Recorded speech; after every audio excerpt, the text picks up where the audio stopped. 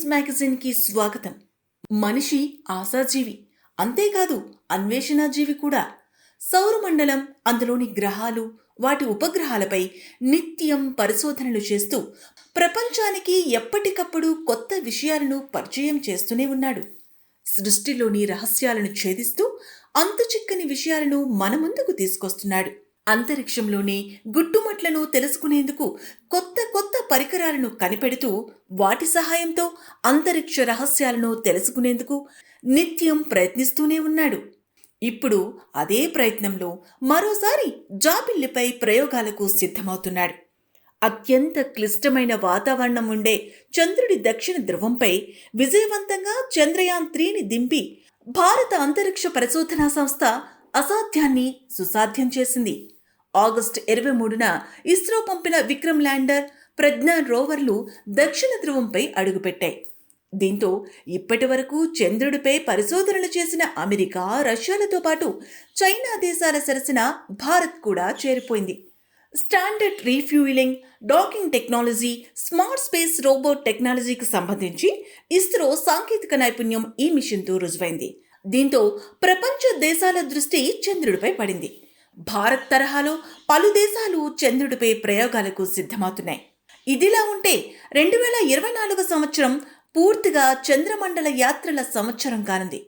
చంద్రుడి గుట్టు తెలుసుకునేందుకు ఒక్క 2024 సంవత్సరంలోనే దాదాపు 12 ప్రయోగాలు జరగనున్నాయి. రాబోయే 12 నెలల్లో వివిధ దేశాలతో పాటు పలు ప్రైవేట్ సంస్థలు జాబిల్లి రహస్యాలను ఛేదించేందుకు వరుస ప్రయోగాలు నిర్వహించనున్నాయి. ఈ ప్రయోగాలు విజయవంతమైతే 2024 ఏడాది ఆధునిక చంద్ర యుగానికి నాంది కానుంది. వీటిలో 3 ప్రయోగాలు జనవరిలోనే జరగనున్నాయి.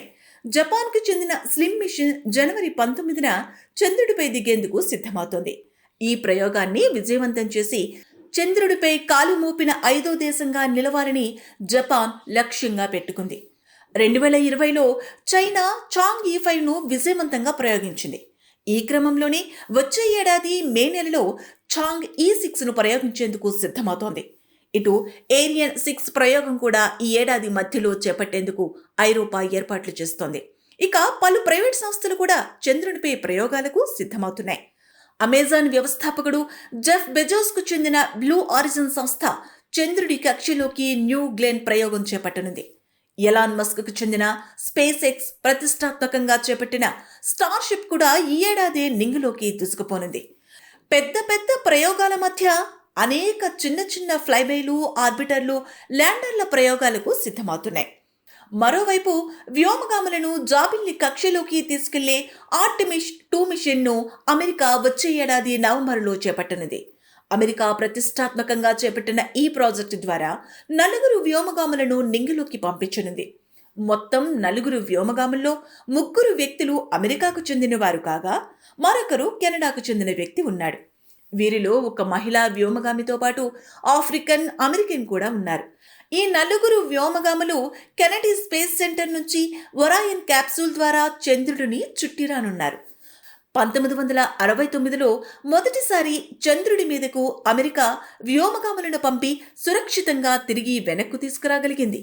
జూలై 16న కెనడీ స్పేస్ సెంటర్ నుంచి అపోలో 11 ద్వారా Neil Armstrong, Michael Collins, Edwin E. Aldrin చంద్రయానం మొదలుపెట్టారు. జూలై 20న నీల్ ఆర్మ్స్ట్రాంగ్ మొదటిసారి జాబిల్లి మీద కాలు మోపి చరిత్ర సృష్టించారు. 1969 నుంచి 1972 వరకు 3 ఏళ్ల కాలంలో మొత్తం 12 మంది వ్యోమగాములు చంద్రుడిపై అడుగుపెట్టారు. ఈ క్రమంలో ఆర్టెమిస్ 2 అనుకున్నట్లుగా విజయవంతమైతే 2025లో 2 వ్యోమగాములను చంద్రుడి ఉపరితలంపై దించాలని భావిస్తోంది.